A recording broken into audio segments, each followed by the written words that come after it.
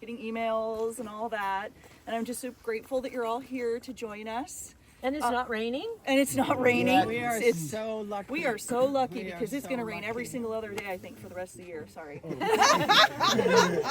Looks like it's just it. looking like that.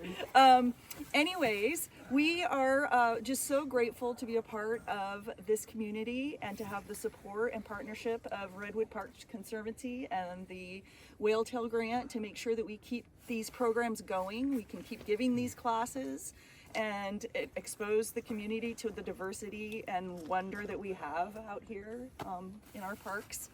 And we are so grateful to have Terry Allaway. She is apparently an icon because Who knew? I have never had such a response to a walk in my life.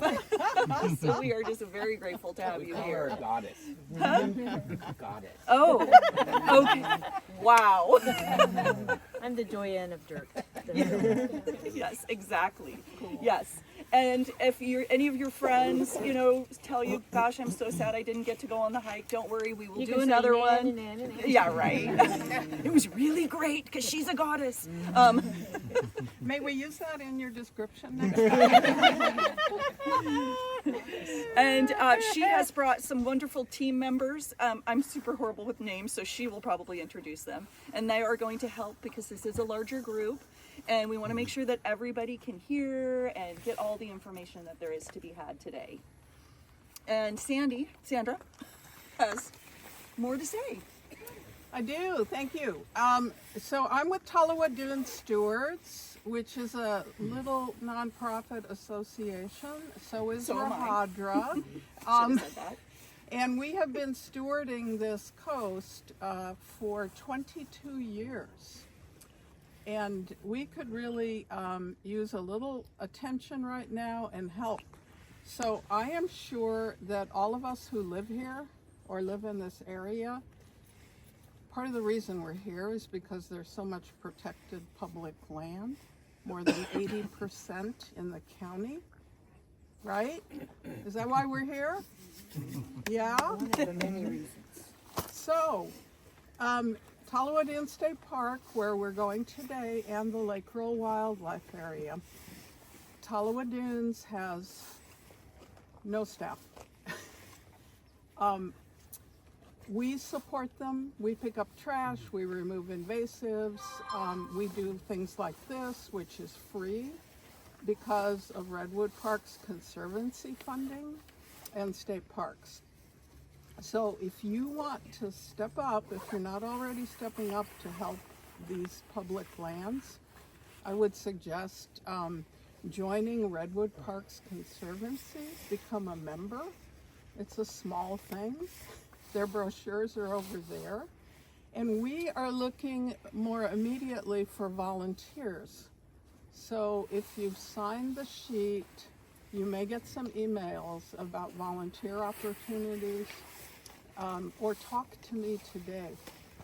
We don't just need volunteers for habitat restoration. We need volunteers to help protect birds. For the first time in 40 years, we have successfully nesting western snowy plovers on the beach. That happened 2 years ago. We had 7 fledge, which is amazing in more than 40 years. This year we had 9 fledge. It's partly because of the restoration. I mean, we are rocking it for these little birds, which are very vulnerable and federally threatened. So I'm looking for volunteers to help us come April, but I'm looking for them now. So again, talk to me, talk to Rahadra. We can make note of your name. I would really appreciate it.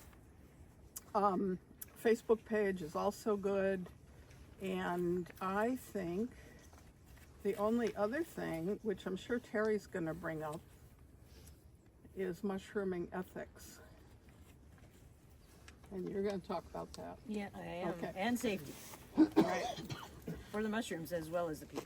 So Terry is a goddess. What can I say? It's all been said. I've That's known the first time I've ever been called that. that you know of. Well, right in my face. Terry, it can't be. So I've known Terry for about 30 years, and it's really good to see her again. And she knows almost everything out here. Some of us also know plants, if you're interested in plants. Yeah. Terry's really good at that too. Kyle's really good at that. Terry, Okay. Well, yeah. So plants. I'm a master gardener as well, but that was my first training was in botany, and have worked for the Army Corps of Engineers and done a lot of restoration work, and also run a farm. So I've been doing that. I've been doing plants and mushrooms since I was 8. I'll just let you figure out how long that is. I don't need to say how old I am. And so, yeah, my first mushroom book was about when I was 8, and it was Mushrooms of British Columbia, and there was no other mushroom book. oh wow. Imagine a time, when there wasn't something, these gorgeous books that we have now Yeah. that aren't even pocketbook. I mean, there's so much. People are doing so much, and yeah, there's all these people that are interested in mushrooms. I mean, it's a really cool thing. I mean, it was just, I come from a time before we knew about the worldwide, the wood wide web, which is all the You had mushroom. to look it up. Right. There wasn't any such a thing. I mean, it was before we even knew about the Cascades and the Ring of Fire. I mean, that was like another time. Well, that was a whole other century ago almost, but anyway. So I've been doing that. I've been here for 33 years in this area. And I've been interested in mushrooms for a lot longer. Have been working, I was a member of the Oregon Mycological Society way back when I was in college at Portland State, taking people on walks there.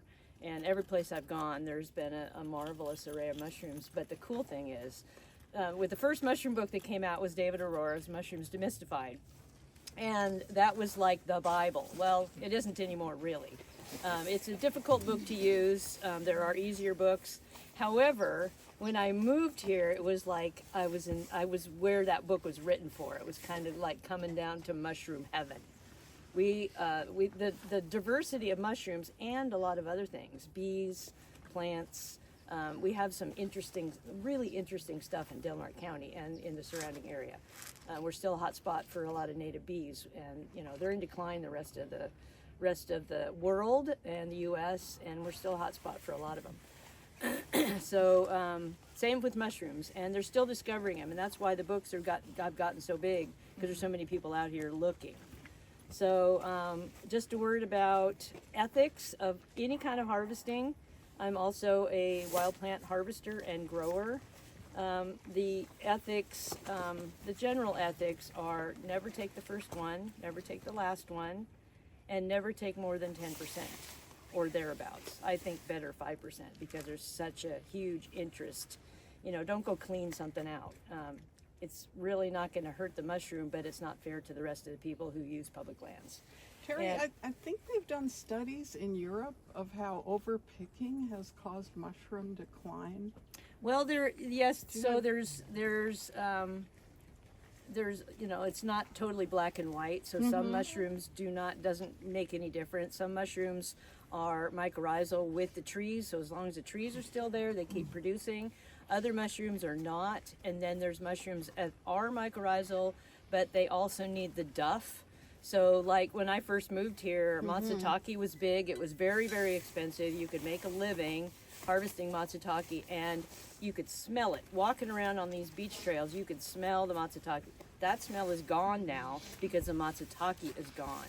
Because the commercial way of harvesting is to rake back the duff, because they don't come out of the sellable part of the matsutake is always under the duff. Come this way. There's somebody coming through the puddle.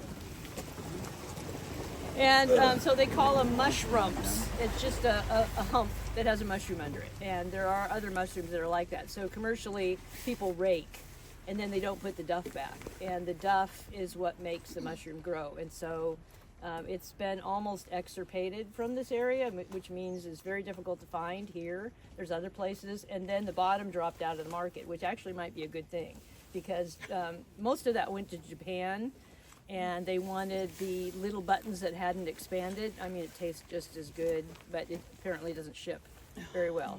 And now they've gone to China and other places, and the bottom dropped out of the market here, so perhaps some will come back and that more people here can enjoy them for their personal use. But that's an example of over harvesting. I have seen this in my time. I've seen there's supposed to be no impact for harvesting porcini that way, but I have seen them cleaned out and then not come back. Yeah. So that's another one that is a wonderful personal one, but also people make money on that. 10%, right? Pardon? 10% of the mushrooms. Yeah, not even 10%, really 5% because of the interest of mushrooms here in people. Last year, I saw places where I had harvested porcini before and not a single one was left. And it was just piles and piles and piles of shavings cutting off the stem and none left. It was all by the same person. It was all at the same time. We know who it is. No, didn't see that person. So, I came the day after. Like, So wow. in Tolowa Dunes State Park and the Lake Roll Wildlife Area, gathering is not allowed. Gathering of anything. And Redwood National and No State Park as foraging well. at all. Yeah. Not just today, but every day. Yeah, unless However- you're like eating greens on the trail. There's a lot of good stuff out here to eat once you know what it is. But yeah, you can't harvest anything to take it with you. And don't eat raw mushrooms. Not even mushrooms in your salad. We can talk about that later. That's nutritional, and we're talking about mushrooms. I did not know that. Yeah, save it. Yeah, come to the mushroom clubs, and we'll I talk know, about you told me about it. nutrition. There are 2 mushroom clubs, by the way. There's one in Delaware County, and talk to this guy for the Delaware County one. Talk to me about the Brookings one. They're both different and good. The Brookings one is bigger. We have speakers. It's educational, but it's also fun. We usually have a mushroom-themed potluck. I mean, what's not to like about that? And then with both clubs, you can bring mushrooms that you found, small quantities, to identify them. And if you're really interested in figuring out what things are, one of the great books to start with is David Aurora's All the Rain Promises and More. It's a nice little hip book. You can take it with you. It's funny. It has a selection of species that you're likely to find here. If you really get into it and you really want to learn about mushrooms, they're cool. There's people who do this for a living and for all of the things. This is currently the Bible, Mushrooms of the Redwood Coast by Noah Siegel and Christian Schwartz. Noah comes down to the Arcata Club often. He does come up here some years to help us with ID and do talks. Christian came this year. So they also have a new book that came out, and it overlaps this area by about a third. So this is Cascadia, Mushrooms of Cascadia, which goes up to British Columbia, but this also goes down to Arcata. So there are mushrooms that aren't in this book that are in this book. Really, you need 2 of them if you're really into it. Both books are really good about talking about the where you find them, mushrooms that are lookalikes, whether or not they're toxic or even deadly. We only have 3 deadly mushrooms here, but we do have a lot of lose your lunch mushrooms that are good to know. And also there's the whole idea of every body is different, and you personally might not be able to eat a mushroom that everybody else can. So always when you're trying a mushroom, first of all, figure out really what it is, and that's what you need these books for, or coming on hikes like this. Figure out what it is, only eat a small cooked portion, and save the rest in your fridge. Just in case you have to go to the ER, you take the mushroom with you. That's really smart. This is what I ate, and maybe I mistook it for something else. Even for the the coroner. deadly ones, even the deadly ones, if say you ate a deadly one and then you showed it to somebody, say, "Oh, this is really good," and they say, "Oh my God, you didn't eat that one." Take that. If you get immediate medical care, you're most likely to survive. So if you don't, then it's too late. The other great thing about this book is that it shows mushrooms in various stages of growth. Yeah. So you Yes. can see what they look like when they're small, when they're big, and when they're getting old. Yeah. And that really helps. That's very helpful because you never know what you're going to find. Which one's that one? Because Mushrooms of the Redwood Coast. Yeah, that's this Redwood one. Coast. Yeah, Yeah, Redwood this is Coast. great. Yeah, this is a great book. It's a little older. Some of the names have changed because of DNA, but they're both great. For some of you in the area, the College of Redwoods puts on a course by Laura Morgan, She's a professor out of Humboldt State. And this is Jamie Yarborough, by the way, one of my helpers. Yeah. Delmart Mushroom Club. But when I found out about Laura's course, I took it twice. Just Yeah. to make sure I didn't And miss she anything. follows this book. This is our textbook. Yeah. So you really learn the book well, you learn your mushrooms well. And you go out and you actually have field classes. What's the class offered today? Not because they're having this. I don't know, is she teaching it this year? I don't know. I don't know that she Yeah, is she is. teaching it this year? Rose is saying they're having the same walk at the same time. Oh, maybe that's who all the other classes are. Yeah, they have a Saturday. Yeah. Maybe you'll Well, get to meet, they know maybe you not get to meet pick her. either. Yeah, maybe we get to meet Laura. So another one of my helpers is David Salmon. He's been on several of these walks before and lived in the area for a while, so he knows his mushrooms. And you can see by his well-thumbed book that he's not just carrying it around for looks. Yeah. Yeah, they get kind of dilapidated. And then there is Kane. He's been on walks before, and he's a local guy who knows mushrooms. And I think, do I have anybody else? Nope. Okay. And Jamie, and I know some, but I want to bring Race in here. Race Richards, Dillaha, Shahushi Nawetne Richards. Hi, my name is Race Richards. Nice to meet everybody. Glad to see everyone for this event. It's always fun looking at the mushrooms. And just to talk a little bit about where we're at, this is the Tolowa Dunes National Park. And so, as they were saying, not really allowed to pick anything or gather anything.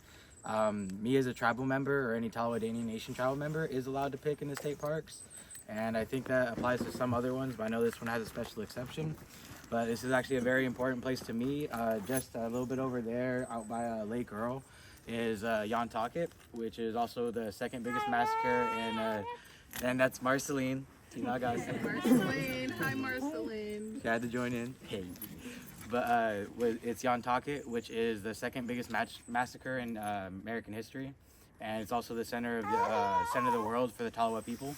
So this is a very significant place, and a lot of amazing things happen here, and there's a lot of great energy out here.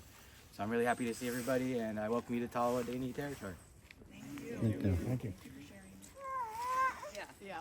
Pretty Through per- the office in Gasky, Yes. because they are trying to monitor the use of the forest. And you can get the ones for plants and medicinal plants, all the other stuff. With Same that for as up in well. Brookings, and there's the Forest Service office in Gold Beach. I think they used to have one in Brookings. I don't know if it's still open, but there's a lot more public land Chrissy Field. up there. So, and you can collect on private land if you know the landowner. Just go talk to them. There's a good app that you can get for your phone called ONX. OnX will tell you, it's GPS coordinated, and it will tell you who the landowner of record is if you want to get a hold of somebody, but it also shows where public and private land is. A lot of the land is not fenced or signed, and it's on you to figure out where you are. Well, we're on the topic of apps. I've been doing mushrooms since 2008, and I recently found, the last couple of years, an app that'll help you identify a mushroom. It's called Picture Mushroom. It costs $30 a year or $6 a month from September to April. They don't charge you in the summertime because there's no water and there's no mushroom. That's pretty But nice. it boasts of a 97% accuracy. You take a picture of the mushroom in 3 different profiles. I swear by it. Really? Yeah. Picture mushroom. Called Picture Mushroom. And then there's another one too called, it's free. It's called iNaturalist, and you can download that. It's basically a citizen science app, and everybody, Noah's on it, Christian's on it, Alan Rockefeller's on it, all the big names in mycology go and routinely look and help you identify mushrooms. And so there's a whole library. It will automatically, of course, you know, it's hard to identify a mushroom with a picture and with an algorithm. It's really, you need the eyes of a human being who has been doing this for a while. And that's the good part about iNaturalist. There's always somebody online 24/7 who is, you'll get a suggestion and then you'll post it, and once it's verified by 2 people, then it's called research grade. And so you're helping with citizen science on where things are found, when they're found, what it looks like, etc. And it's a great way to learn things because there's a whole library. Once you figure out what your mushroom is, you can go look at the library that's already been posted in all the years that iNaturalist has been used, and see everything in your area that has been found and what it looks like. It's a great way to learn. It's almost as good as going with a group, but the best thing really is to go out over and over again with people who know what the mushrooms are and can tell you the relationships with the trees and the bushes and the time of year and the amount of rain and the temperature and all of that. If you're looking for specific mushrooms, you need to find out all that stuff. And that's just, none of that stuff is all in one place. How does one learn to use that app? The app, I downloaded it, but I'm having a real difficulty. so it's good to download it on your phone as well as your laptop. Or your computer. And what you do is you take pictures when you're out in the field, and you don't have to have service to take the picture on the app. It'll save it, and then it'll sync once you're back into range. And I find it very useful to, it'll sync with your computer and then get on your laptop and upload it that way. It's a lot easier than on your phone, but you can do it on your phone too if you have good signal. And it'll still, once you have the app on your phone, it'll still suggest species. So it's also a good way to learn, but it's better to get on the app on your computer. Yeah, and there's usually a how-to on the computer. That was a little difficult too, but you know. I know. I'm working on it. Take your Learning time. You know, curve, it's like right? it's like learning Technology anything is- new, like learning any language. You can't just jump in. Right. Well, you can. Some people can, but it takes time to learn The all this super stuff. text. Yeah. Like So, anything. are we ready to get? We I are think we're ready. getting cold. I think.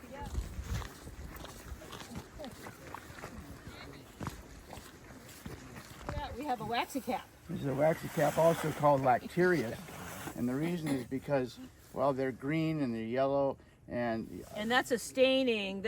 When they say it's a latex under there, they don't mean latex like in the dishwashing gloves. It's just a milky substance. yeah, I'm gonna try to get some here. Orange. Yeah, orange. So where he cut it, see it's orange, and now he's going to use a knife on the gills, It bleeds and orange. it bleeds orange. Now see, notice these gills, they're running down the stem. So that's a characteristic, diagnostic characteristic for mushrooms. Okay, not only do they have gills, but what do they look like? They running down the stem. Are they thick? Are they thin? Are they branched? Are they serrated? On and on and on. What is it called when they run down the stem? Yeah, tip it so people can see. Yeah, it's called dicurrent. Yeah, see the staining? It's a brief thing, but you can see where he cut it. It's orange. And so there is a really excellent mushroom that tastes like and smells like maple, more like fenugreek, but kind of maple. It's called the candy cap, that is very common here. And it has latex that looks like skim milk. There's another one that looks just the same, and it has latex that looks like Alexander full fat milk. And it's spicy. You take a bite of it and your tongue might be numb for a half an hour. Not going to hurt you. It's not toxic, but you can tell the difference that way. That's another reason why you taste things. But it's good. There's a lot of differences in mushrooms. And so you're paying attention to pattern recognition. Human brains are wired for pattern recognition. We want to know if the rustle in the bushes, a long time ago was a lion or not. So this is what you focus on when you're learning something new, is pattern recognition. And also where they grow, Terry, etc. you called that a waxy cap? Is that also a deliciosa? Or Well, okay, so the name of this is lacterius. Lact is milk. And the species name that this has been given is deliciosius, which is not really Not delicious. accurate. However, it turns out that this species is actually a complex. So there's a bunch of different mushrooms that are related to this that are indistinguishable by your eyes, except maybe peppery, not peppery. stomach irritating, not stomach irritating. So it's, and they haven't figured it, and this is all based on DNA, and they haven't figured out yet if there might be 3 species here or 14.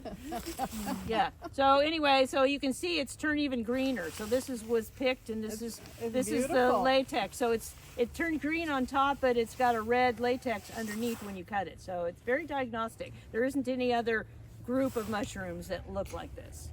So this is a very common mushroom in Russia and the area around in there. And if you're from that area, you would drop everything and you would harvest all of these because they pick a lot. And pickle them. Especially in Yep. Pickle them. It's Mediterranean I've had also, it. yeah. It's So not so good. yeah, and this is circumpolar. This grows everywhere. And although it might be different species, groups, complexes, depending on where you are, but this is a mushroom that is very recognizable from people around the world. And it's edible? And it's edible. Yes, and see, it's dripping on me. I've got orange drip on me. Yeah. Yeah, so what do you do in Greece? Actually, I'm from Cyprus. Cyprus? not Greece. Okay.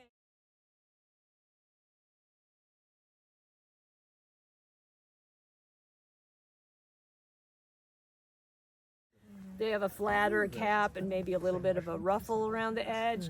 Kind of, if anybody's familiar with wavy caps, psilocybe, they kind of look like that, but a different color. And then they have different, because they're a waxy cap, this one, you can cut it all you want to. It's not going to have the latex. These are also bigger gills. The gills aren't touching, and the stem on this one is hollow. And waxy caps, the candy cap is not a hollow stem. So these are a lot of things to remember, and especially if you're just into mushrooms, you're not going to know this stuff right away. Just to know that there are ways to figure all this stuff out. You just need to take the time. What's the name of that one again, Terry? This one is called Lacaria, and I don't know offhand which one. I just know it's a Lacaria. It's good to have this book and just, look through the pictures and read them. You'll kind of soak some of this stuff up. But it's also good to come out with people and just, learn. The best way to learn mushrooms is to learn one really well and then expand from there, and make a space in your brain for mushrooms and then kind of add a few rooms at a time. And that's a good way to learn anything. So I just know this is a Lacaria.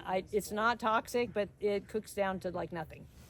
And that's a mycena. I was going to say, isn't that a mycena? Yeah, it's a mycena. Little brown mushroom. And that's a very not gills on the bottom, and you can see these have already been picked. Here's one that's tossed. Yeah, they're tossed, kicked and tossed. See how They're very, very common. They're slippery. It hasn't been raining, but if you can touch this, it's slimy. That's why they're called slippery jack. They're actually a good edible, but they're generally sandy because they grow in the sand dunes. They're mycorrhizal with pines. So if you look here, we got all the shore pines here. There is a whole suite of mushrooms that are mycorrhizal with pines.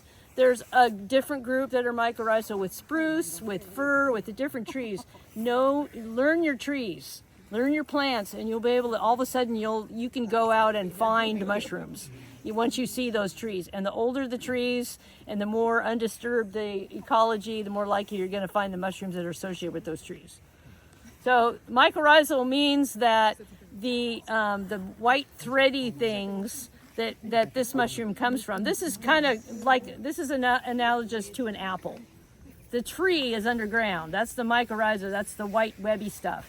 So the white webby stuff on this mushroom is associated intimately with the teeny tiny root hairs of all of these pines. And this mushroom goes out and finds nutrients and then exchanges them because it doesn't have any chlorophyll. It can't make sugar. The tree can. But the tree needs nitrogen and phosphorus, which the mushroom can go out many miles actually and get and bring back to the tree. So they're both necessary for each other. If it wasn't for mushrooms, we wouldn't be here, and neither would most of the things on this planet. Very important. Woohoo! So there you go. Unless it's butter and garlic. But when you slice it and dry it, which is another way to do porcini, it concentrates the flavor.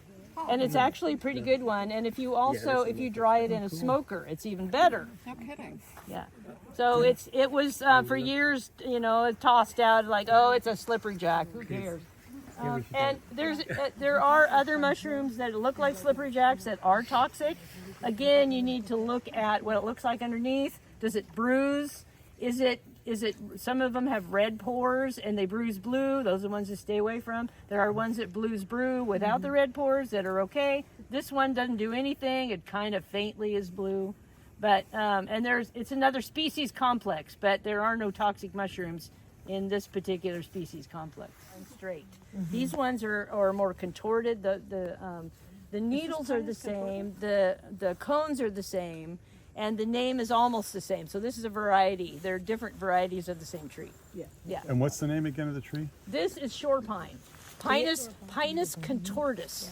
Right. But the lodgepole is the. And the lodgepole is obviously they were used as lodge poles for building native lodges because they're so straight and they go very tall and they're almost uniform thickness.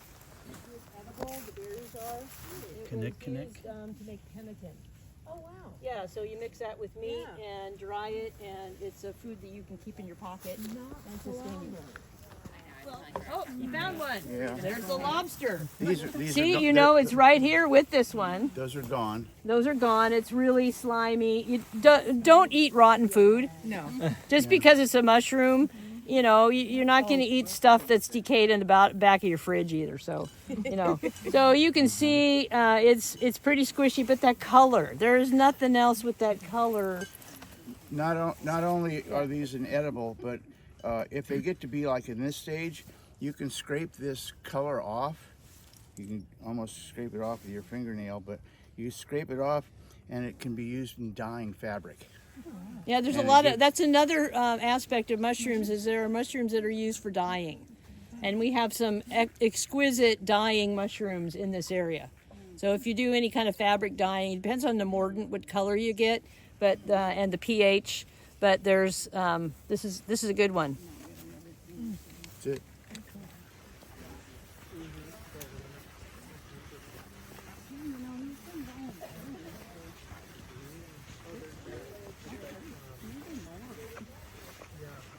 Beautiful little coppery brown mushroom. So this is one of the Gomphidius slime spikes. So it's not very slimy because it's not raining right now. But you see the gills go down. This is also dye mushroom. You see the gills are decurrent. We have some bigger ones, the blackening slime spike. This is the pine slime spike. Here we are, pines again. It's Gomphidius is the name. And the bigger one, the blackening slime spike, is we call the hideous Gomphidius. Right. You know, and mushroom people have funny names for things. I think this is very pretty. It is very pretty. A hint of copper. It does, Like yes. A little. What is that called? Yep. Shrimp. Yeah, it's my guess. You Taste think it. that's a shrimp? It's Could so be a shrimp red. mushroom, yeah. Well, see the stem is red. A lot of the rasulas don't have red on their stems, and so it's a shrimp rasula. This is the one that is because he's tasting it. He'll know. Yeah, he'll know. There are no toxic rasulas. It's good to know your mushroom No groups. pepper. Just a little bit of, a Little bit of pepper. No, a little bit sour. Yeah. Well, this one is old. I thought the shrimps were purplish. They can be. They're different. This is the coloring on the top of a mushroom. Partly is related to environmental. So if it's been wet or if it's been dry, you can get a different color, and you can be led astray then with your apps on your phone or whatever. You can identify it as something else. So just be aware that color and shape of the top is environmentally determined. She was curious. She just found this. Yes, that is a mycene. Beautiful. Oh, look at that nice. Here's a nice lobster. There's so many different kinds. This would be edible because it's solid. It's Yeah. not decayed. Go ahead and You pass still that got to around. clean And the sucker. Don't push too hard, but notice Yeah. that it's good and solid. So Terry, you want to mention why we toss these back because of the spores? Well, some of them, yes. So like porcini, it doesn't make any difference. They're in the tubes. They're not being passed out. But you know, you don't want to. It's good when you're learning mushrooms to pick one and then put it back where you found it. And you can put it back, cap up, cap down, doesn't make any difference. But it's good to put it back so the spores can get out into the air. Can you break them up and throw little pieces around? Does that help at all? Or is It doesn't just, make any difference. Doesn't matter. They keep So, cool? you know, and if you're trying to seed a place with a certain kind of mushroom, that doesn't work. Okay. Because there's already mushrooms in the ground Guilty. established. Guilty. You know, yeah, of course, there's people, I used to take all the mushrooms back from the mushroom fair and dump them on my property. Not made a single difference. No. I just fed the bears. That's okay. That's okay. Yeah. Well, I don't know. It's growing. See how it's just pushing stuff up? But you can see that bright red, orangey red. There's a whole bunch of them through That here. looks like another rusula, right? That's Terry? another rusula. That might be a shrimp. You wouldn't know until you looked at the so stem. I But see, there's a whole bunch of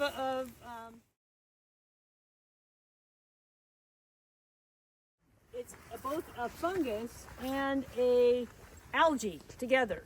And they both need each other, although the algae needs the fungus more. It's really, they say it's the fungus that are farming the algae because they get so the algae is fixing sunlight into sugars, and then the fungus wraps around the algae and keeps it moist, and then they do a transfer.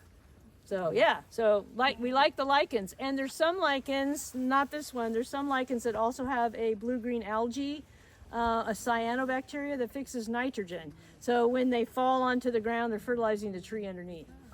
I heard also that that's a sign that the air is clear. It also, yeah, so I do a lot of consulting for people's gardens and whatnot, and sometimes they'll call me and their apple tree will be totally coated in this. It's like, oh my God, it's killing the tree. It's like, no, it's just a structure, and it just means your air is clean. And it doesn't hurt the tree at all. It's just using this branch as something to gather stuff from the, moisture from the air. Nothing else. Good for you. Why do you say the fungus is farming the algae? Or like Well, why? because the fungus is around the algae. The algae could not exist without the fungus. The fungus would be fine without the algae, although it wouldn't have the nitrogen. But it would be able to survive in the environment. But algae grows in water. So the fungus is like impermeable, semi-permeable coating around the algae. Yeah, and it's a certain kind of algae and a certain kind of fungus, and they grew together. Well, yeah, there's different kind. Now this is called wolf lichen. I'll show you one of So there's tons of different kinds. So, and this is a kind of one called. My brain just went blank. Did you say wolf lichen? Well, it's wolf lichen. There's different ones. There's different common names are funny. They're common to a certain place. They may not be common to everybody. So it's good to know Romaria. It's good to know the species name so that you're all talking the same language. But then you have to learn another language. Yeah. But anyway, most of these lichens around here, these have antibacterial, antiviral properties, and they have been used for thousands of years. Towards that end, you need to know what you're doing, which one. They're also used for dye. This is a dye lichen. So these kind of hangy lichen that grow all over. Yeah, these are called old man's beard. They don't hurt the trees. They do not hurt the tree at It's all. not a sign of like decay or. No, it's a sign that you have fresh air. Never knew that. Yeah, so if you go into the inner city, Yeah. you won't see lichen on anything. There are many now. And most people don't realize that on an alder tree, that multicolored bark on an alder, that's all lichen. If you see an alder in the city, it'll be completely different. You may not recognize it based on the bark because it won't have any lichens.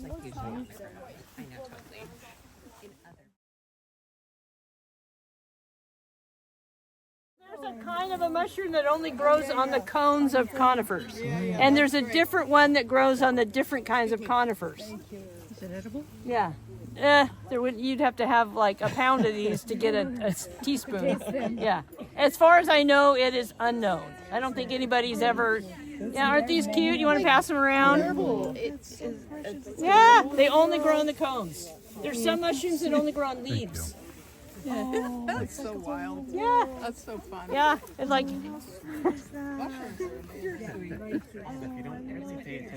So there's one that grows on hemlock and there's one that grows on Doug fir. different ones. As far as I know, there's none that grows on pine. Yes, oh my gosh. Huckleberries. Oh, are they still good? Oh yeah. Really? Mm. I thought it was way late. Vitamin H. Mm. Yeah? Yeah. Didn't know there was.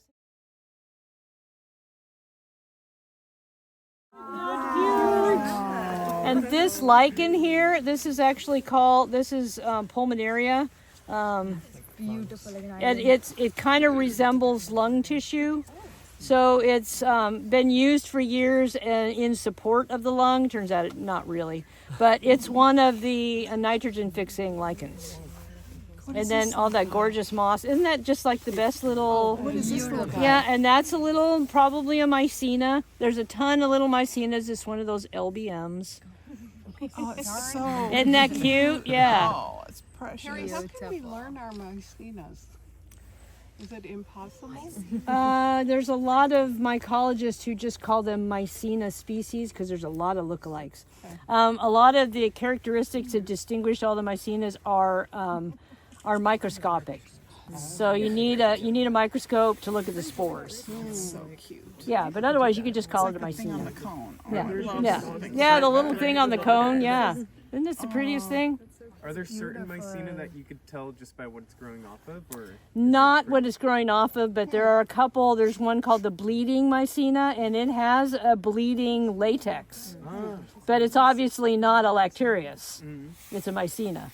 So they're generally small mushrooms with not a whole lot of gills underneath. Beautiful. Anybody want to pass it around? It's beautiful. Isn't that beautiful? Dead man's fingers. What do you call them? I thought they were purple club coral. Or, well, they are, but Yeah, I thought dead man's fingers were different. Well, no, there's a bunch of dead man's fingers. There's a dead man's foot. There's Yeah, like, you know, and they're that's all the common thing with names. common names. Yeah. So I've been a botanist longer than I've been anything, and it drives me crazy when somebody says, oh, that's firecracker flower. In fact, at the what's the place in Klamath, the commercial place with Paul Bunyan? Trees of Mystery. They have a new room or whatever with native plants and plants around the area. And firecracker flower to me is a European invasive, and other people here call firecracker a California native bulb. They're both bulbs, but the picture that they have at the Trees of Mystery that says it's firecracker flower, and they talk about the native, they actually have the species name of the native. It's actually the non-native picture that they have. And then like, oh my God, somebody wasn't paying attention. Yeah. Anyway, so common names. So some people call these dead man's fingers because they're kind of purple, but it's also purple club coral. It's not edible, but there are some corals that are. They're edible. Yeah. Well, Yeah. I mean, so they're not good. well, have you eaten them? Yeah. Okay. They're fine. I say, you know, I would. Is there ever enough to really eat? That's the thing. And also, I say to general people who don't know their mushrooms that it's not edible because there are some lookalikes that will make you throw up. So, not totally lookalikes, superficial lookalikes. It's kind of like, you know, botany at 55. You say, oh, that's green out there. You know, there's a lot of mushrooms that you need to know the difference. Yeah. And you found okay, that's a false chanterelle. Yeah. Yeah, and this is a tricky one. You think it's growing out of that cone, it's just associated with that cone. Yeah. It's not really. So this one on the top looks like a chanterelle. It's that color, but it's very, very thin. Chanterelles are another one of those meaty mushrooms. So this superficially looks the same until you turn it over. That's why you got to turn over your mushrooms. Anybody want to? Oh, yeah. And then if anyone wants to see the club coral actually growing, there's a lot on that other trail that went left. If you just walk up, once it starts to go to an incline, they're just on the left side of the trail. There's a lot of them. There's an orchid that grows there too in the spring. Terry, can you say a little more about the false chanterelle? I mean, to me, that stalk has such a bright orange to it. Pass around maybe. It's a little bit brighter orange than a chanterelle, but we also have 5 different species of chanterelles, 4 really. here, and they are differing underneath. Some of them are a little wider, but this is what you'll be walking along. You think, oh, chanterelle, and then you turn it over, and it's got these thin. Chanterelles don't have papery gills like this one does. They have more like ridges, that like the veins on the back of your hands, and they're generally bigger. So these are small. This is, it has the decurrent gills. Chanterelles have decurrent ridges, but they can look gill-like. Is the foliage edible? No. That is slightly gastrointestinally irritant. What has he got? He's got the mushroom everybody thinks of when you say mushroom. Oh my God. It's like perfect. Yeah, it's perfect. Wow. That is amazing. Don't forget to tell them about Santa Claus, all right? Yeah, Santa Claus, right? Okay. Perfect. Amanita. Yeah, Amanita. Most people know this. It's funny. Most people don't use Latin names, but everybody knows the Latin name of Amanita muscaria. So Amanita is a big group of mushrooms that are also mycorrhizal with trees. This one happens to be with pine, but it can also be with spruce. And this is very common in our area. There's tons of them. They are reportedly edible, although you need to boil them a couple of times and throw out the water and then cook them. And my question is, why? There's a ton of mushroom. I mean, that's to make it non-toxic. If you want the toxin part of it, it is an anticholinergic, which means it'll make you sweat, see things, and throw up. Oh, dear. I was going to say, aren't these the hallucinogenic? Right? Hallucinogenic? Well, okay, mushrooms? yes, the shaman mushroom. So this is a mushroom that is circumpolar also. It's around the world. This is used in Far Eastern cultures. The shaman will see things, and then his acolytes will drink his urine because it comes out in the urine. Urine actually, by the way, is sterile when it comes out. It was used it's used in several wars to cleanse wounds because it is sterile. Anyway, it's just the yuck factor, right? Also, the reindeer, when they see somebody standing up and peeing, will come and drink the urine or lick it up. So if a shaman, and this is out in the boreal woods or in the tundra, so where there's reindeer, they eat this mushroom. Anyway, so all the amanitas are white underneath. Their gills don't run down. In fact, it kind of looks like they stop before the stem. So all the amanitas, their gills stop before they hit the stem. There's a little notch there. They almost all of them have this little ruffled skirt. And that is so all of these spots on top, that when they're coming out, when they're little babies, they look like an egg.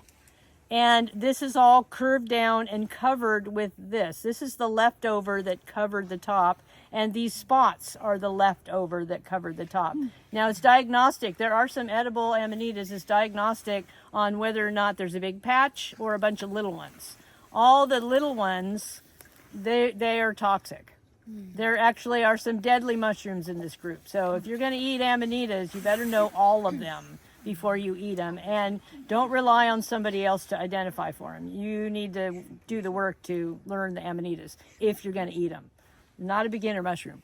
They also come from, we call it a vulva. There's like a swelling. Some of them have a cup. This one just has ridges of part of the cup, and it was all enveloped in one thing before it came up and expanded. So we have a beginner mushroom that's called a puffball that can look just the same as an amanita egg. You always want to cut it in half, because you can see the little mushroom inside if it's an amanita. You don't eat that, because you don't know, by that time, when it's an egg, you don't know which one it is, if it's an edible one or not. So there you go. There's our beautiful, iconic Amanita muscaria. It's also called the fly agaric. I'm not sure why. Agaric is a general term for agaricales, which is a whole group of mushrooms with gills. So it doesn't tell you much. That's a really huge group, right? It is. So why call it a fly agaric? It's one of it's those common names. Who knows? I've heard, I've been curious about trying it myself, but people will boil it down and do something with it. And Well, put it you in- boil to get the toxins are water soluble. The But- amatoxins are water soluble. So even on the this is the only amanita that when you boil it, it doesn't fall apart. All the other amanitas will turn into mush when you boil them. But I think some people use the boiled substance and put it on window seals to attract flies and get flies out of their house. Oh, And they might Okay. dive into it and oh, that might be Well, why because it's maybe because it's rotten. called I mean, fly I think agaric? maybe That's if what you I've left the heard, mushroom on your yeah. windowsill and it rotted, it would attract flies too. yeah, Yeah, is a way to get all the flies. Flies, by the way, are better pollinators in some cases than bumblebees. Just throwing that out there. Be careful. We have a hazardous materials. Hazardous materials. Don't step So in it. all amanitas grow from this cup. That's why you don't want to, if you're learning mushrooms, you want to dig all the way down and see what it's coming from. Yeah. The mycelium? That's the mycelium? No, that's the That's the cup. white one? So the On the mycelia, right? see this white Yeah, stuff here? yeah. That's the mycelia. Yeah. Yeah. I was wondering because last time we couldn't see it at Bill's head. So the needles are prickly.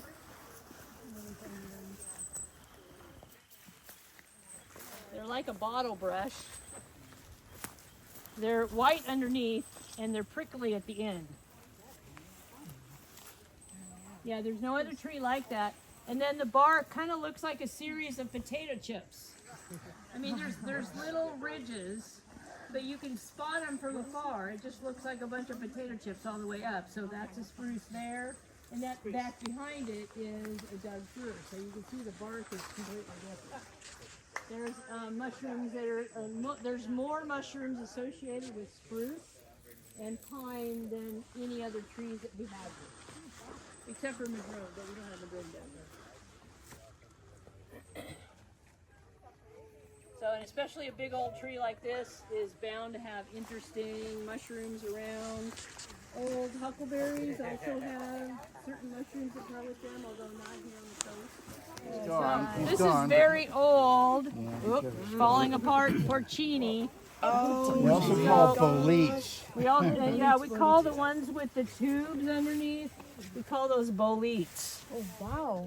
Yeah, and this one is full of fly maggots and not edible, and it also looks like it came up underneath something and had to push really hard, which is, you know, it's got a bent stalk. And I don't know if you can see at the top of the stalk is called this reticulation. So it's like a netting of, again, like the veins on the back of your hand kind of net together. There isn't any other bolete that has that reticulation. This is how you determine if it's a porcini. Also, you have these little, the pores underneath are round. So, where'd Jamie go? So if we get, if somebody could go find a slippery jack, and we can compare the two. Now, of course, there's no slippery jack.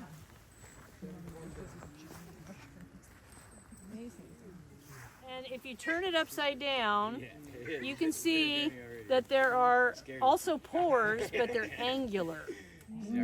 Now see, these are round, and the swillus, which are the slippery jacks, are angular. Yeah, see, they're angular. They're not round. These are round pores. Those are angular. Well, And they're wider too. they're wider, but they are angular. Yeah, so they've got little edges, and also there's a distinct radiation from the stem on a swillus. Yeah, these don't have any pattern at all. They're round all the way through. They're teeny tiny too. Yeah. Anybody wants to come look? I don't want to pass it around because it's falling apart. Fabulous. Fabulous being. They're fabulous. Anybody has ever had porcini, they are one of the meatiest, tastiest mushrooms you'll ever find. Are they also called king bolete? This is also called a king bolete. This grows all over the world, and so there's a ton of common names. This is called Sepp in German. It's called, Sepp in French. Stoneplatz in German. King bolete. There's a ton of names on every different culture. And you could eat those, right? Yeah. This is an eminently edible, either fresh or dried. It's totally different when it's dried. That's how you process it. You just dry it and keep it for a long time, and it's yummy. No matter how big it gets? Well, so this one, you can see there are bigger holes in this. So there is a kind of a fly larva that loves these things. Okay. So unlike chanterelles, which nothing seems to eat except people, everything wants to eat porcini. So there are so one this big, when you sliced it, there'd be a lot of larvae wiggling around in it. And our culture does not like to eat them. There are other cultures that don't care. If you get one that's not totally, this one is rotted. So this is rotten food. Doesn't matter what you do with it, it's still rotten food. There are other cultures, though, that don't care about the larvae, and when you slice them, they fall out on the bottom of your dryer. Just a tip. And, they're eating porcini. What are they going to taste like? Porcini. Well, they're protein. They're protein. I'm a farmer. I eat stuff out of the ground, okay? And then here is a baby amanita. Oh. Yeah, so he's picked it so you can see the mycelia and also the cup. The cup's gone down a bit. Yeah. This is underneath. There's a lot, mushroom pickers always go back and forth. Should you pull them? Should you pick them? You can pick them and it will not harm the mushroom because this is just a fruiting body. This is like picking an apple off a tree. The mushroom is still intact. Very meaty. Doesn't care. So it's probably cup okay on the that was outside, here but when has you break started it, to I'm peel sure it's away. full of And so if you pick this up, you might see, not it's see all the it's cup. all falling But apart. this is actually the cup right here. It's all They are around protein, here. You see yeah, that but it last smells good. little thing Yeah. right around there? don't need Yeah. to It's keep more the cup is drier the one to that's Yeah. like the- And Cup see, is they're also green. called a vulva. This is a very, you can And just this will peel. flatten Some out people like the don't one I like the brought before. pores because And they're you'll be kind of, able when you to cook them just up, they're right kind of underneath mucilaginous. But there's the bugs. That's There's the skirt. bugs. And that'll Yeah, be there's right all the bugs right in there, here. but it smells When this good. starts to I open find up. that the pores, if you dry them and then soak them in water when you're The making universal veil. Yeah, is or like you can the powder Yeah, it. if it was good Yeah, before. you can tell different mushrooms by the spore color. We recommend that when you're learning mushrooms, you can make a spore print. You just put this on a piece of paper and put maybe a bowl over it because the spores are very lightweight and can be blown around. And that might help you identify a mushroom. But this one is brown spored. And they don't really go anywhere that far because these tubes are making the spores. And so a lot of the spores are still in the tubes because it's so small.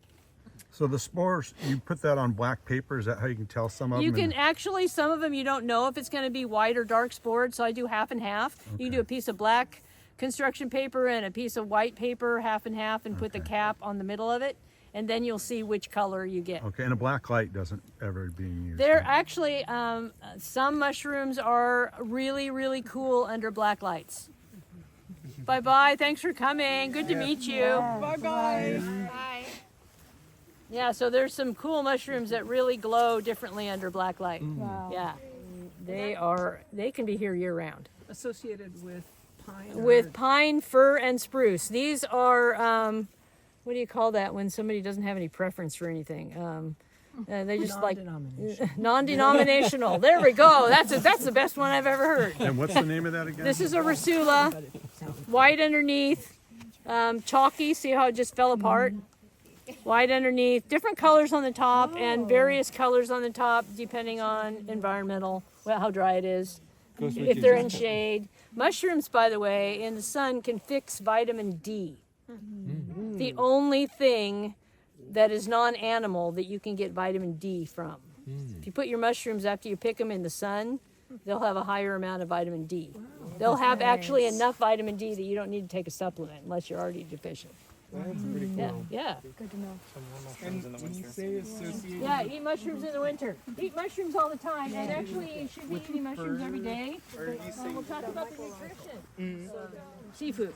Yeah, shrimp and and things like that. And it's, you know, it's crab, you don't eat that. So if you eat raw mushrooms, you're not going to get the benefit of the mushrooms. And also, if you eat the mushrooms, if you're eating them for the medicinal properties of the beta-glucans, if you eat them with other things, especially with high tannin, you don't absorb the beta-glucans. So all those mushroom supplements that are online, they say mix with your coffee. Bad idea. It doesn't work biochemically. You actually have structures in your small intestine called Peyer's patches that will absorb the beta-glucans directly into your bloodstream that then benefits your whole body unless it's bound with tannin. Coffee, chocolate, tea, red wine, beer. What, chaga? Because I put chaga in my coffee. I don't know about chaga. Chaga is usually on birch. Yeah, it is. Yeah, but we're talking about the beta-glucans. Oh, okay, All yeah. mushrooms have beta-glucans. Some have more than others, like reishi, lion's mane, and turkey tail have the highest amount of beta-glucans. Did you talk about substrates? Well, then no, we haven't got Okay, there yet. okay, there's- Yeah, substrates. Yeah, that's a pretty cute one. Look at this little guy. So also, if you're taking mushrooms for supplements, you want to have the whole body mushroom and not the mushroom mycelia. That is, so the USDA, in all of its wisdom, has said that you can't grow mushrooms in the United States for medicinal purposes and use the whole body. You have to do the mycelia. But the beta-glucans aren't in the mycelia. It's alpha-glucans, which don't work the same. So a little bit of bio. So cutest mushroom ever. Don't know what it is. It's little.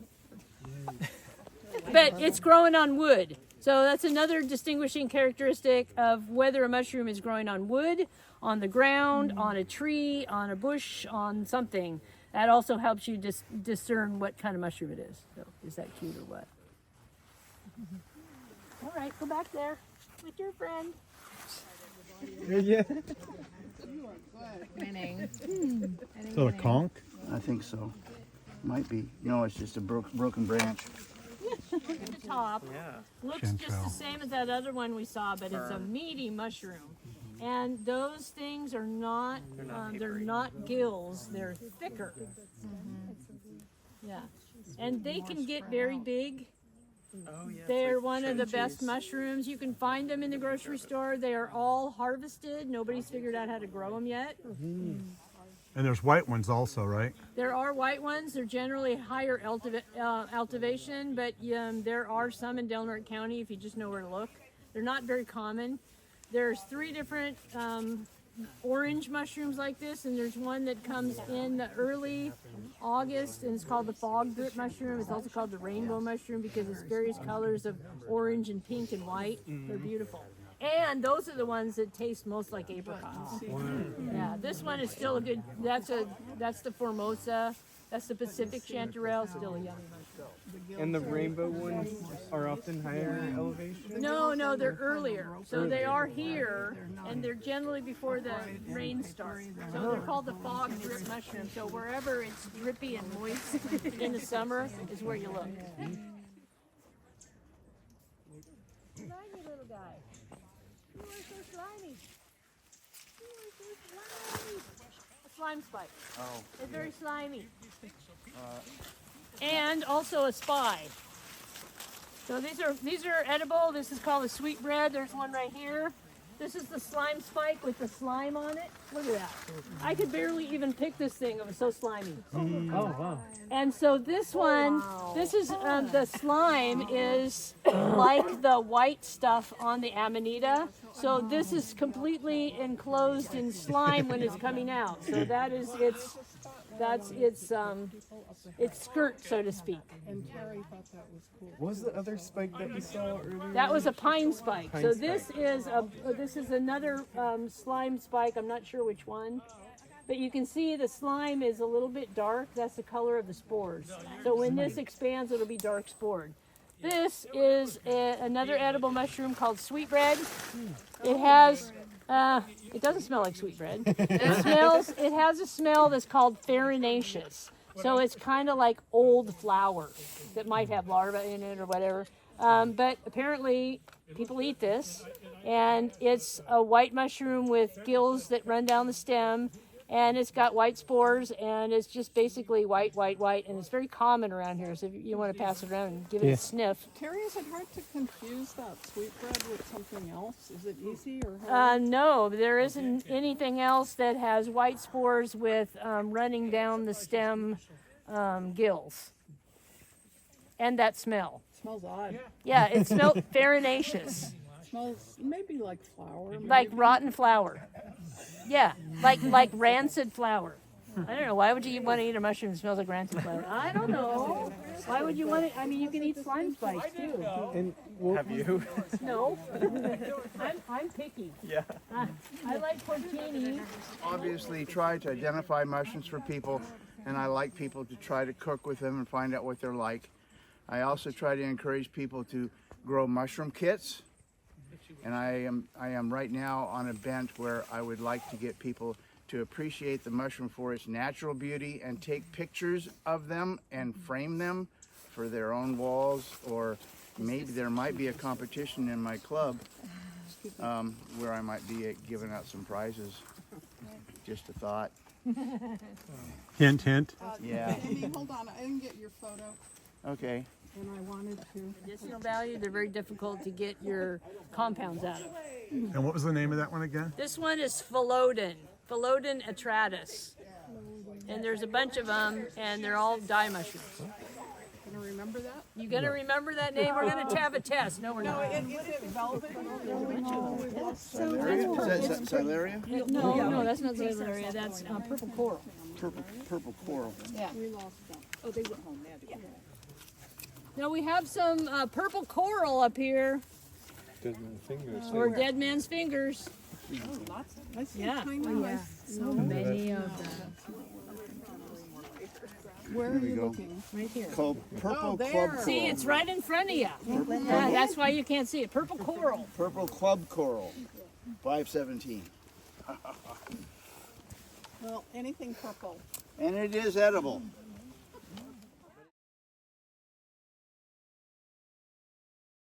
Butter. There you go. Which yeah. Yeah. How come nothing's called warlocks anything? They're blaming it all on the women. That's Because why. they're afraid of us. Oh, look at that. It's over here. The side of that. Can I get a video? Yes. Yeah, which is better? And then there's mushrooms on the other. What it's called. Yeah. Ground? Brown. Brown. Had a drencher, but then we had nothing. So it wasn't good. They want the fog drip and they want the constant moisture. is that Licarius edible? No. Oh, No. there you go. For looking, smell nice. for beauty. Yeah. Other ones I usually not. Lecteria. I don't have my glasses on. I'm all busy. So this is the one, when you blow on it, then 20 seconds later, you gotta count it. All the spores come out. So, 20 seconds. What's it doing? What's it thinking about? common name again? Piazza. Piazza or Brown cup. cup what it says. fungus. Cup That's what the book says. Yeah, yeah. And this one will often come up in your potted plants if you keep them too wet, but it's a different one. It's similar, but it's different. So this is the kind of mushroom that has a spore-bearing surface on the top, not underneath. Really? And it's a cup fungus, so there's a whole bunch of cup funguses. I like the reason why they release the spores after blowing on them. Brown cup. Is the adaptation to raindrops. Yes. Well, there actually are some mushrooms that their spores are liberated by the raindrop hitting them, boing, and the spores go out. There's one called a bird's cup, bird's nest fungus. And these, we have these in this area I too. look up I've seen them. Yeah. Yeah, Boy Scout tree. Yeah, they look like pieces of orange. Somebody left their orange peelings. Sponge, it's got a little teeth.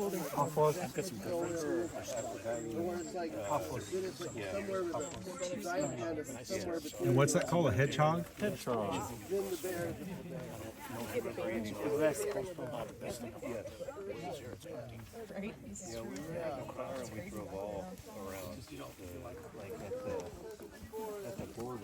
bottom side. There's no lookalikes. For the hedgehog? No, not that I know of. This is it down there. I want to eat it.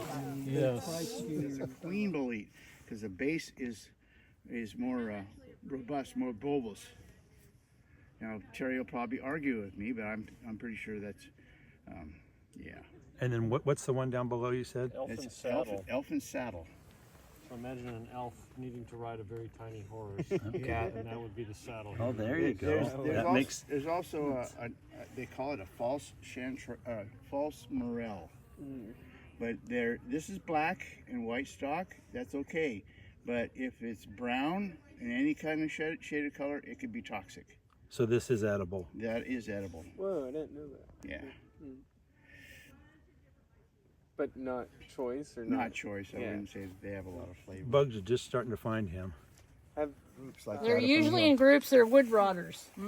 So you'll find them sometimes in huge groups at the base of a stump. And this is they're rather old. They can be very light, tannish orange, but they're very dark spored. Say again the name.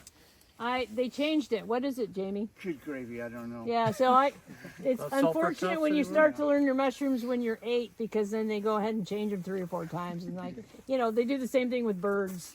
I still refer to Western dippers as water ouzels.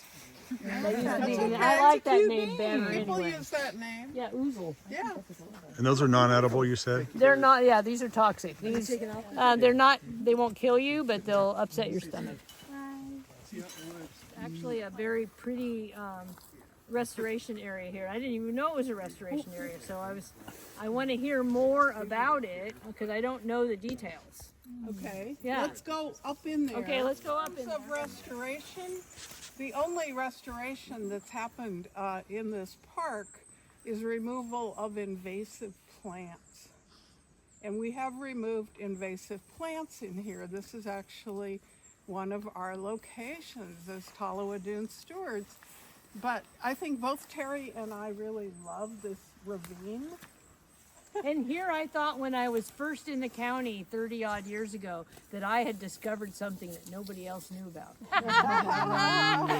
Because I came down here there's hardly ever anybody down here, or at least there wasn't. When I first moved here, Tolowa State Park had a full-time ranger who led interpretive walks. Oh, that's right. Now Dick Goss. Yeah. Now we have no one. Yeah.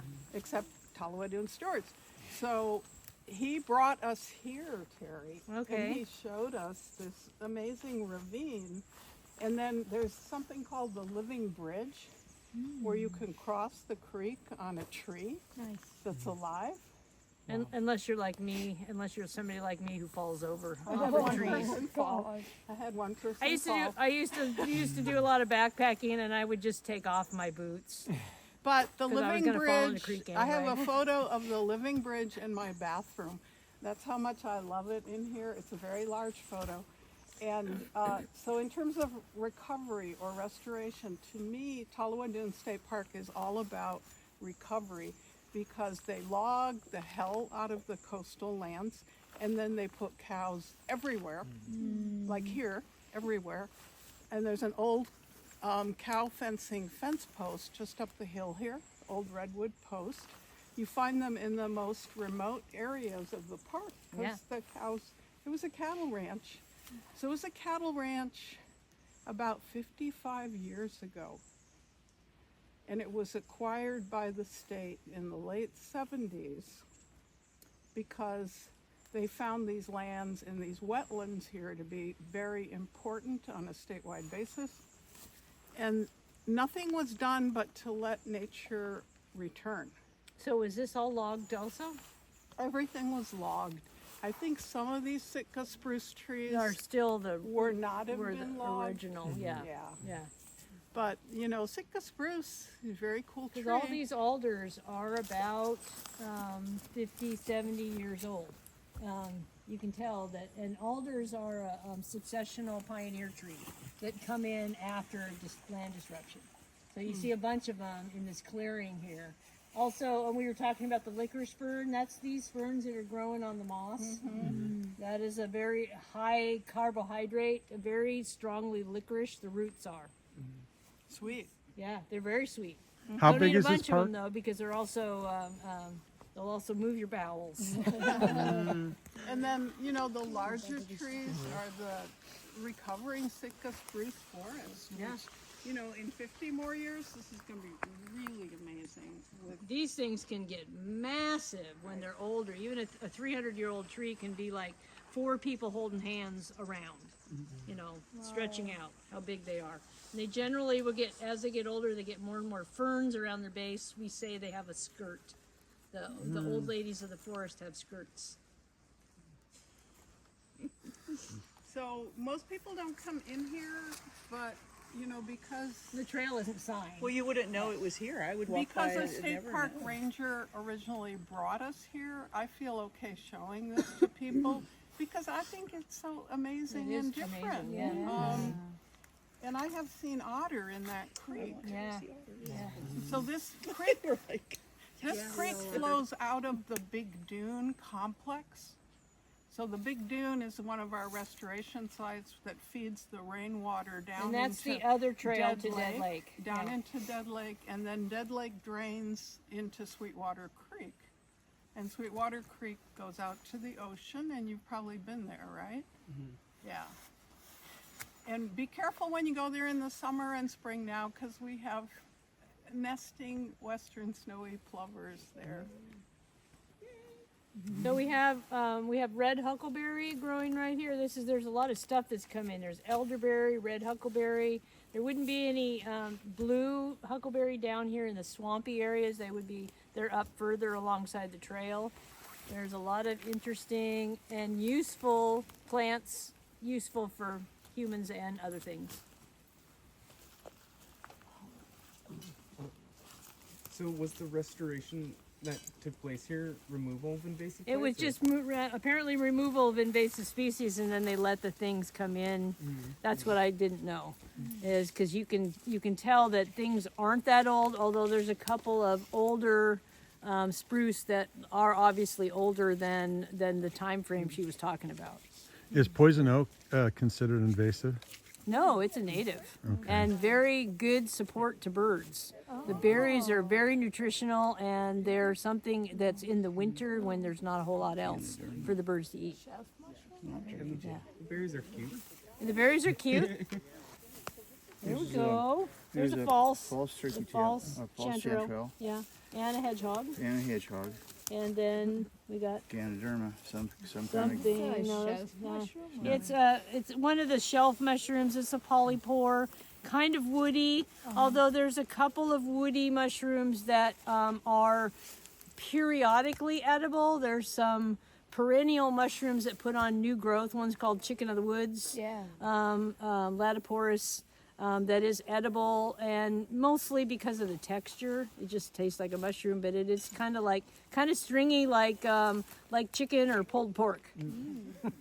But this one is not. We don't know what this is. It's just a conch. It shelf smells mushroom. good though. Yeah. It's got a good smell to it. It does. It's got a really good. Wow. So turkey tail grows here also, or Oh, turkey tail grows everywhere. so it's just the wrong time of year? Yeah. No, it's not throughout. We just You wanna haven't see seen turkey it. tail? Yeah. Right there. Yeah. Up on okay. Okay. On the, Smell that. Yeah. It has a good smell. Take one down, pass it around. And it's got color, right? Striped No, I colors. wanna- or- Yeah, see it in its natural habitat. yeah. It looks like a turkey tail. Okay. See the bands of color? Yeah. Yeah, this is young turkey tail. It's not fully developed. It won't get too much larger, but one of the characteristics you're looking for is the underside to make sure it's smooth and got very small pores. There's another fungus like this, a bracket fungus, that looks a lot like this on the top, and it's got gills on the bottom. And no color stripes. You know, it'll look almost identical. Okay. Yeah, but it'll have gills on the bottom, and that's a false turkey tail. Okay. You'll also find a false turkey tail that looks a lot like this, and it'll be orange colored. Okay. So Has anything no orange. has no So medicinal turkey value. tails will never be orange. No. Okay. Well, sometimes they'll be blue Or okay. or green. But that's in the striping. Yeah. Okay. It'll alternate blue and green and white. Very cool. And only grows on dead wood, correct? Correct. It is a saprophobe, as in saprophytic. Are we looking at turkey tail? Hold on. Here we go. So Oh, and this is your, What you got over here? what do we got? It looks white over there. Slimy. Oh, Like this one is white, but yeah, these what is that? It Looks like an jellyfish. organism. Oh, it's like it's a decayed, or it might be slime mold. Love it. Look at that. We don't know what that It is. could be a decayed jelly. Yeah, it looks like it's growing out of the moss. It does, yeah. I haven't seen Yeah. anywhere else. I think there's a little mycena. You gotta say it just like that. right. It's so it knows. Well, there's your little ones over here. Yeah. And they You look got, like these trees. are all the licorice, That looks gross. It's like something. isn't it gross? It looks big like a and loogie. giant. One of these right? ones got it. Right? We say some say it's turkey Something was tail, very some say sick. it's false. But Oh, it's turkey tail. yeah. So Terry, you think this is false turkey tail here? That is false turkey tail. Well, yeah. We saw something So down see the top of it is green for one thing. So what we're saying now is do research. Do read well, and this is where you would find turkey tail. But the top, see the bottom is kind of orangey. Turkey tail is pure white, and it will look similarly like this, although it won't have that green. Okay. He did Got mention it. if it's orange that it's. Yeah, so that is because these are new, but this is orange. So turkey tail is pure white underneath, and has more zonation. So the stripes will be on top. The stripes, and it's the zonation. You're going to have white, gray, orange, a lot of different. This is a big amount of green, and then with an edge. Like this one was the. Yeah, see, and that is you're looking at the top of it, so that's like an upside down Yeah. picture. Yeah. Yeah, that's how it would look like that. But you still need to turn it over because this, when it's dried, can look like that. Oh. Yeah.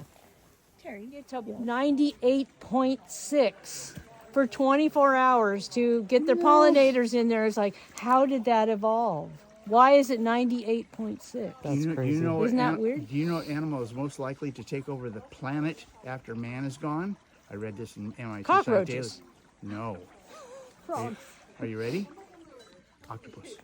Oh, they're pretty smart. Because they're smart. Yeah. Yeah, because they're Yeah. smart. Well, and They we're- probably won't evolve into land mammals. No, land and you know, animals. because they're 75% yeah. water. Of At least course. not while we're around, right? Yeah, right. No, it's a cockroaches. What is this guy? This is a porcini. This is a baby. This is a button. Okay, he was Yeah. thinking maybe a. He thinks it's a queen porcini, Okay. but it's also a very small baby. They don't generally come up dark brown. They get darker brown, and like I said, in sunlight when they're fixing vitamin D. So the queens usually come up in the spring. Generally, Okay. yeah, and they're usually at higher altitude. So the queens, there is in fact a porcini festival around the town of McLeod, California, in the spring, and that's where they have queens.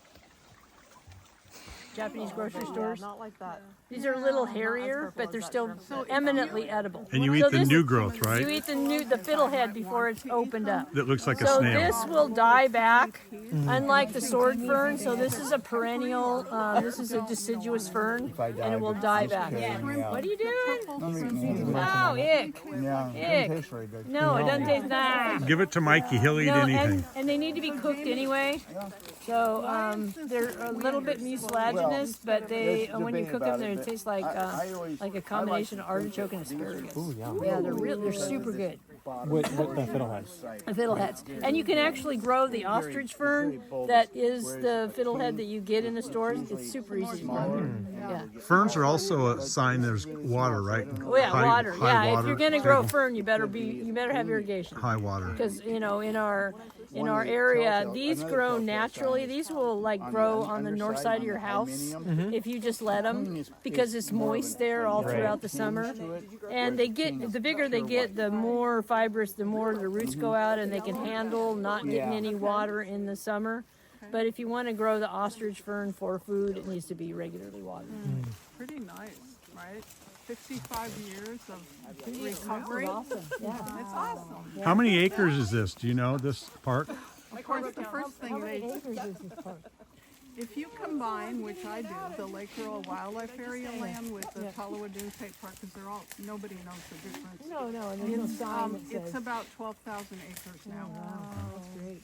So you could get lost in here, is what you're Our saying. map will show you some trails. Yeah, you can both actually the get north and quite the turned south. around in here, especially these are all old dunes. This is dune complex, so if you dig down, it's all sand. And this is just what happens naturally when you don't have invasive species and people logging and fire and whatnot. This is what happens to the dunes. They get stabilized. And cool. some of these are big and deep like this. Yeah, it's actually, on a day like today, it's easy to get turned around. Just keep walking and you might have to Speaking do of a... getting turned around, Sandra, Yeah. if we were to be back out on the trail and keep heading towards the ocean, does it loop to the other trail, or do you? It does. It does. There is a loop. Okay. Yeah, that cuts through where the barn is, the old barn. That orange on the top. That's another You fall. would There's end up more at than a one false place. turkey Wow. tail. Yeah, but very Well, woody. you wouldn't, but it's a 4-mile loop. Smells good though. It does. Smells very mushroomy. Yeah. I would love to eat that, except have it'd be, a- Yeah. it'd be like eating cardboard. Yeah, but it smells like it would taste good. Like I've seen the berries. Are they're Wait okay? until they're really soft, because they're kind of okay. I blah have it in my otherwise. car. But once they're really ripe, they have a wonderful fruity, sweet, I've tried them when they're not so good. yeah, and they're like, oh, whatever, they won't hurt you. But Like a purple, are they they're purple? very purple. Yeah. Yeah, And are the edible. flower is a bell flower, just like blueberries and madrone and things like that. They're dependent on our native bees for pollination. Honeybees can't get into them because their tongues are too short. And they're dependent on buzz pollination, which is what bumblebees do to make the pollen come down. And what's the name of that again? Salal. Salal? Yeah, this stuff right here. Yeah. Yeah. Yeah, I have it growing in my place and I never knew what it it was. is a very common undergrowth, and it spreads. It holds the soil down. It's got real strong rhizomes. What was that? Is that the one that's kind of grainy? It is kind of grainy until it's really soft, and then it's sweet, kind of raspberry. It is kind of raspberry tasting. And are these orchids? No, that's false lily of the valley, and that's what this is right here. You notice those berries, which are red. Birds love red.